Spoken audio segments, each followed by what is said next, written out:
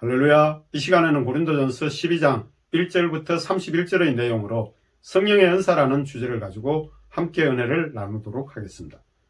고린도전서 12장의 내용은 교회의 몸과 지체에 대해서 언급하고 있는데, 이는 예수 그리스도를 믿는 믿음의 표가 성령으로 인하여 나타나는 것임을 설명하는 것으로, 교회의 머리이신 예수 그리스도의 몸의 각 지체로서 하나님 나라의 사역을 위해 직분을 받고 또 그에 합당한 성령의 은사를 통해 권능을 행하게 하신 것임을 증언하는 그러한 내용입니다.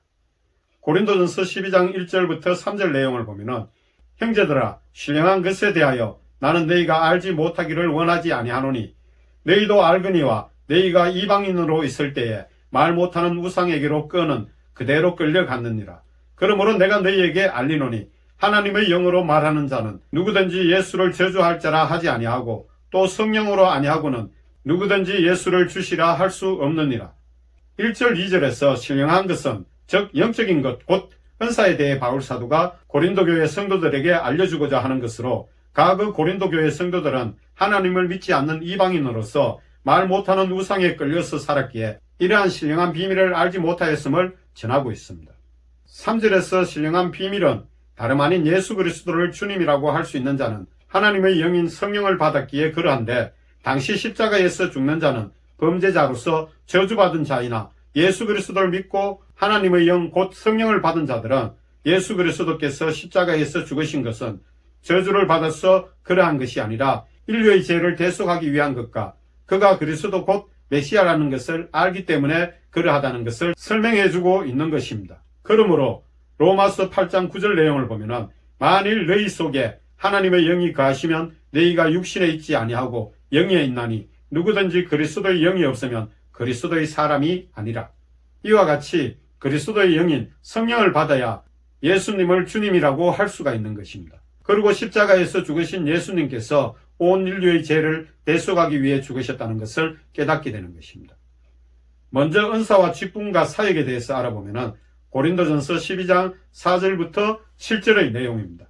은사는 여러 가지나 성령은 같고 직분은 여러 가지나 주는 같으며 또 사역은 여러 가지나 모든 것을 모든 사람 가운데서 이루시는 하나님은 같으니 각 사람에게 성령을 나타내시면 유익하게 하려 하심이라.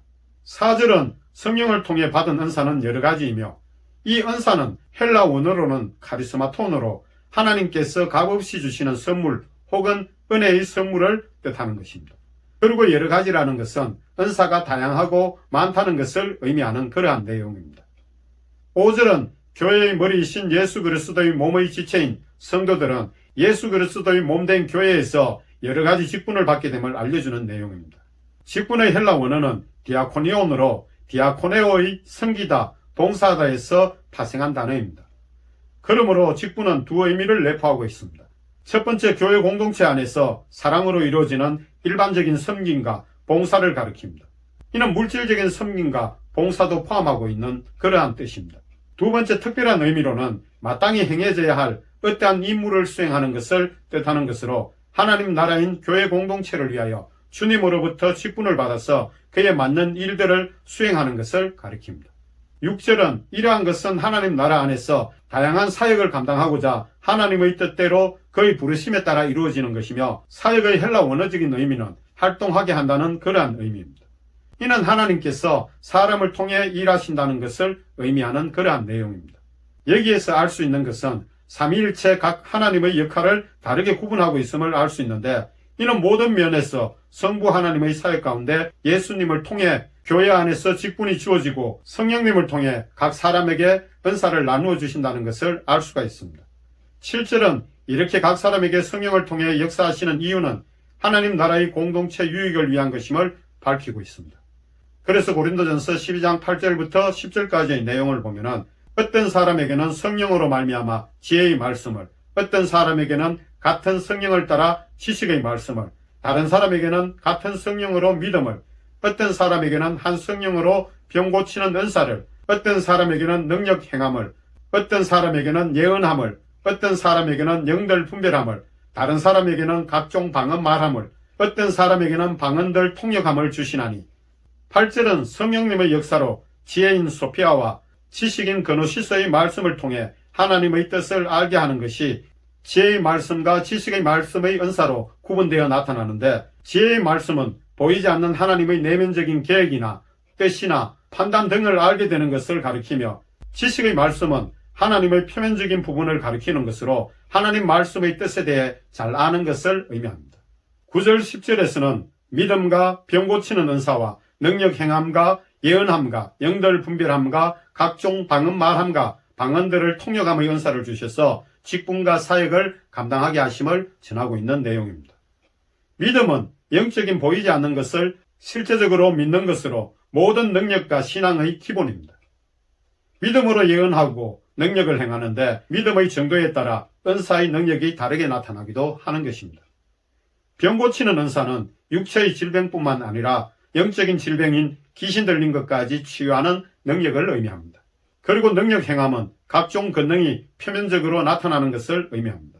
예언함의 헬라 원어적인 의미는 하나님의 계시를 다른 사람들에게 전달하는 은사로, 이 단어의 의미는 말을 토해내다, 미리 경고한다, 다른 사람을 위하여 말한다 등의 의미를 가진 것으로 장차 일어나리라고 예측되는 상황과 현재 일어난 사건에 대해 의미를 해석하는 능력을 가리킵니다. 신약 성경이 완성되지 않았던 초대교회 당시에는 예언은 하나님께서 교회를 가르치기 위해 베푸신 중요한 은사 중의 하나였던 것입니다. 예언은 교회를 진리의 기초 위에 세우며 하나님의 영감으로 기록된 말씀을 해석해주는 역할을 합니다. 그러므로 계시가 완성된 오늘날은 예언의 말씀은 성경을 바르게 이해하며 가르치며 현재의 삶에 잘 적용하도록 하는 것을 가리키는 것입니다.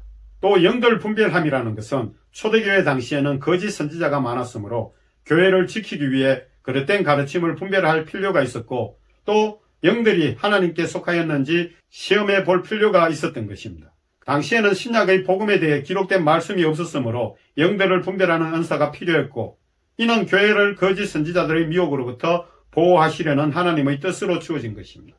영들을 분별하는 은사는 어떤 현상의 이면에 있는 내면적인 것을 간파하는 능력으로 특별히 사역을 감당하는 자들에게 주어졌습니다. 그래서 사도 베드로는 아나니아와 삽비라 부부의 마음에 거짓말하는 영이 들어있는 것을 알았고, 마술사 시몬의 마음이 악한 영에 사로잡힌 것을 알았던 것입니다. 이 은사는 하나님으로부터 나왔다고 주장하는 어떤 행위나 말이 하나님으로부터 인한 것인지, 혹은 인간의 장기로 인한 것인지, 아니면 사탄인 마귀로부터 인한 것인지 확실히 분별할 수 있는 능력을 의미합니다. 이는 오늘날에도 동일하게 주어지는 것입니다. 각종 방언을 말함에 있어서 각종의 헬라 원어는 개념으로서 혈통과 민족, 종류 등을 의미하는 것으로 여러 종류의 방언을 가리킵니다. 이는 로마 제국 당시 속국된 각 나라와 민족이 사용하는 언어인 외국어입니다. 다만 고린도전서 14장의 방언은 기도를 통해 하나님과 교통하는 방법인 영적 표현의 언어를 의미합니다. 방언들 통역함에서 통역함의 헬라 원어적인 의미는 번역, 해석을 뜻하며, 이 단어는 앞에서의 각종 방언에 대한 통역을 뜻하는 것으로 방언들이라는 복수를 사용하는 것에서 알 수 있습니다. 그러므로 이는 외국어를 가리키는 것입니다. 고린도전서 12장 11절 내용을 보면은 이 모든 일은 같은 한 성령이 행하사 그의 뜻대로 각 사람에게 나누어 주시는 것이니라. 이는 각 사람의 사역에 따라, 각 사람의 직분에 따라 각 사람에게 성령의 은사를 나누어 주시는 것임을 가르치고 있습니다. 두 번째, 교회의 머리이신 그리스도에 대해서 언급하고 있는데, 이는 교회의 머리이신 예수 그리스도를 중심으로 각 성도를 예수 그리스도의 몸된 교회의 지체로 비유해서 쉽게 설명하고 있습니다. 먼저 그리스도의 몸인 교회의 지체에 대해서 알아보면 고린도전서 12장 12절 13절 내용입니다. 몸은 하나인데 많은 지체가 있고 몸의 지체가 많으나 한 몸인가 같이 그리스도도 그러하니라. 우리가 유대인이나 헬라인이나 종이나 자유인이나 다 한 성령으로 세례를 받아 한 몸이 되었고 또 다 한 성령을 마시게 하셨느니라. 12절 13절의 이 내용은 우리의 신체인 몸에 많은 지체가 있는 것 같이 교회 역시 머리이신 그리스도를 중심으로 많은 지체인 성도들이 연결되어 있으며 같은 한 성령의 세례를 통해 하나님 자녀됨을 인치셨기에 한 성령 안에서 한 몸인 같은 공동체가 되었으며, 한 성령을 마신다는 것은 한 성령님께서 모든 성도 속에 거하심을 의미하는 것입니다. 고린도전서 12장 14절부터 16절의 내용을 보면은 몸은 한 지체뿐만 아니요 여럿이니 만일 발이 이르되 나는 손이 아니니 몸에 붙지 아니하였다 할지라도 이로써 몸에 붙지 아니한 것이 아니요, 또 귀가 이르되 나는 눈이 아니니 몸에 붙지 아니하였다 할지라도 이로써 몸에 붙지 아니한 것이 아니니 14절에서 16절의 내용은 몸에는 여러 지체가 있는데 각 지체가 스스로 판단하기를 중요한 부분에 속하지 아니한다고 몸에 속하지 아니한 것처럼 소외감으로 인하여 비중 없는 것처럼 판단하는 것에 대해 깨우치고자 하는 그러한 내용입니다. 이는 일부 고린도 교회 성도들의 잘못된 가치관을 바로잡아주려는 의도가 있는 내용입니다. 즉 교회를 구성하고 있는 성도들이 자신의 은사를 다른 사람의 것과 비교하여 우월감이나 열등감을 가지고 다른 성도를 비난하거나 자신에 대해 불평하는 것은 교회의 덕을 세우는데 무익한 것임을 깨우치는 내용입니다. 고린도전서 12장 17절부터 19절의 내용을 보면 만일 온몸이 눈이면 듣는 곳은 어디며 온몸이 듣는 곳이면 냄새 맡는 곳은 어디냐. 그러나 이제 하나님이 그 원하시는 대로 지체를 각각 몸에 두셨으니 만일 다 한 지체뿐이면 몸은 어디냐. 17절에서 19절의 내용은 영향력이 적고 보잘것없는 은사라 할지라도 몸의 구성 전체적인 관점에서 보면 기중하지 않는 지체가 없기 때문입니다. 각 기능에 따라 하나님께서 각 위치에 두셨고 만일 다 같은 지체라면 전체 기능을 가진 몸은 어떻게 이루어지겠느냐고 반문하는 내용입니다.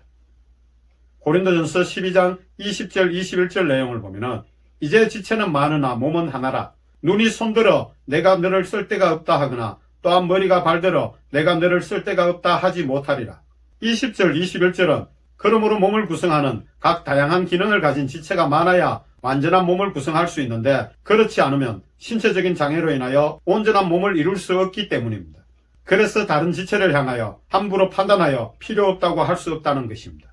고린도전서 12장 22절 23절 내용을 보면 그뿐 아니라 더 약하게 보이는 몸의 지체가 도리어 요긴하고 우리가 몸을 덜 귀히 여기는 그것을 더욱 귀한 것들로 입혀주며 우리의 아름답지 못한 지체는 더욱 아름다운 것을 얻느니라. 22절 23절은 오히려 더 약하게 보이는 몸의 지체가 더 요긴하게 쓰이고 우리의 몸에서 덜 귀히 여기는 부분과 아름답지 못한 부분들을 더욱 신경 써서 귀한 것으로 입히고 아름답게 꾸미는 것 같이 하나님께서도 이와 같은 뜻으로 각 성도를 돌보아 주시고 계심을 전하는 내용입니다. 이것은 10손가락 깨물어 안 아픈 손가락이 없는 것처럼 하나님의 자녀들에 대한 사랑은 균등하게 이루어짐을 밝히는 내용으로 이는 각 지체를 정하시고 세우신 분이 하나님이시기 때문에 그러한 것입니다. 고린도전서 12장 24절 25절 내용을 보면 우리의 아름다운 지체는 그럴 필요가 없느니라. 오직 하나님이 몸을 고르게 하여 부족한 지체에게 귀중함을 다하사 몸 가운데서 분쟁이 없고 오직 여러 지체가 서로 같이 돌보게 하셨느니라. 24절 25절의 이 내용은 그러나 아름다운 지체는 굳이 아름답게 꾸밀 필요가 없는 것 같이 하나님께서 몸인 하나님의 모든 자녀를 고르게 하셔서 부족하고 연약한 지체에게 귀중함을 더하심으로 한 몸의 각 지체가 서로 분쟁하지 않고 오히려 각 지체가 서로 돌보도록 하신 것처럼 교회 안에서 분쟁으로 인하여 서로 업신여김과 무시하는 일이 없기를 당부하고 있습니다. 고린도전서 12장 26절 27절의 내용을 보면 만일 한 지체가 고통을 받으면 모든 지체가 함께 고통을 받고 한 지체가 영광을 얻으면 모든 지체가 함께 즐거워하느니라. 너희는 그리스도의 몸이요 지체의 각 부분이라. 26절 27절은 그래서 한 몸인 교회 공동체 안에서 고통받는 자가 있으면 온몸이 고통을 느낀 같이 아파하고 한 지체가 영광을 누리면 모두가 함께 즐거워할 것을 당부하고 있습니다. 이는 고린도 교회 공동체는 그리스도의 한 몸이요 성도는 예수 그리스도의 몸된 교회의 각 부분이기 때문에 그러한 것을 깨우치고 있습니다. 두 번째, 교회 각 지체에 따른 직분에 대해서 고린도전서 12장 28절부터 30절에 언급하고 있습니다. 하나님이 교회 중에 맺을 세우셨으니 첫째는 사도요, 둘째는 선지자요, 셋째는 교사요, 그 다음은 능력을 행하는 자요, 그 다음은 병 고치는 은사와 서로 돕는 것과 다스리는 것과 각종 방언을 말하는 것이라. 다 사도이겠느냐, 다 선지자이겠느냐, 다 교사이겠느냐, 다 능력을 행하는 자이겠느냐, 다 병 고치는 은사를 가진 자이겠느냐, 다 방언을 말하는 자이겠느냐, 다 통역하는 자이겠느냐. 28절부터 30절은 하나님께서 교회를 위해 중요한 지체 맺을 세우셨는데 사도, 선지자, 교사, 능력을 행하는 자, 다스리는 자 등으로 세우셨고 이에 따라서 각종 은사를 주셨음을 전하고 있습니다. 그러므로 다 같은 직분과 다 같은 은사를 주시지 않으셨음을 전하면서 하나님 안에서의 신령한 비밀에 대해서 깨우쳐지고 있는 그러한 내용입니다. 마지막으로 고린도전서 12장의 결론을 보면은 더 큰 은사를 사모할 것에 대한 내용입니다. 고린도전서 12장 31절로서 너희는 더 큰 은사를 사모하라. 내가 또한 가장 좋은 길을 너희에게 보이리라. 이는 고린도전서 12장의 은사가 전부가 아닌 것을 전하는 그러한 내용입니다. 그래서 더욱 큰 은사가 있음을 전하면서 고린도전서 12장 내용을 마칩니다. 할렐루야.